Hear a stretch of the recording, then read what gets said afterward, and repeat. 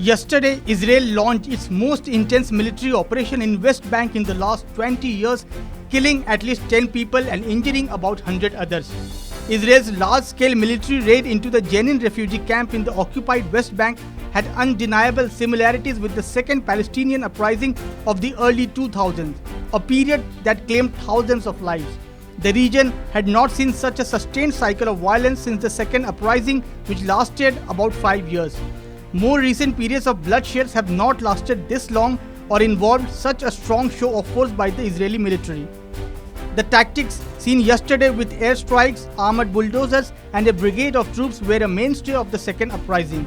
This has given rise to the speculations about the rise of the third intifada in Palestine. What was known as the first intifada was marked by widespread Palestinian protests and a fierce Israeli response. In the second intifada, which began in 2000, Palestinian militants carried out deadly suicide bombings on buses and at restaurants and hotels, eliciting crushing Israeli military reprisals. The second uprising had pitted Palestinian militant groups against a far more powerful Israeli military. Over 4,000 people had died, including vast number of civilians. Roughly 3 times as many Palestinians as Israelis were killed.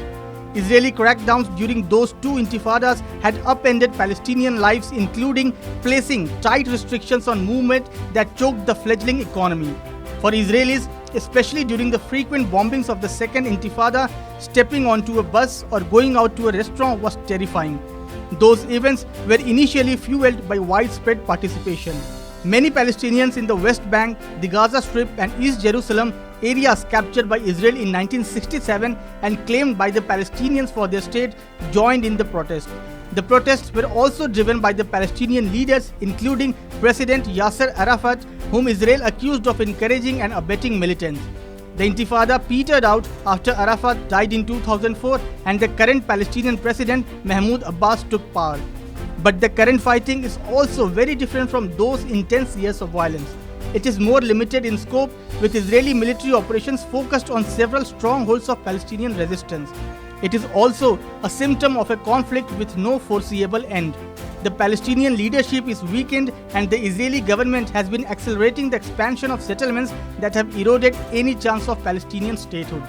Israel says the raids are meant to stamp out militant networks, but Palestinian resistance has continued and the death toll on both sides has risen, making last year one of the deadliest for Palestinians in the West Bank since the second intifada.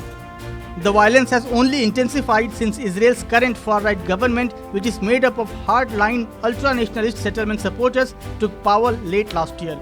There is no end in sight to the fighting. The military raids have tended to fuel more attacks that prompt even more raids. As attacks against Israelis have mounted, including one that killed 4 settlers last month, government members have called for a harsher response.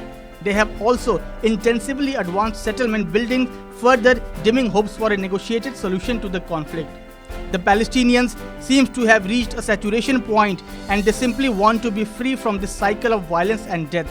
For them, perhaps another intifada or uprising seems to be the next step.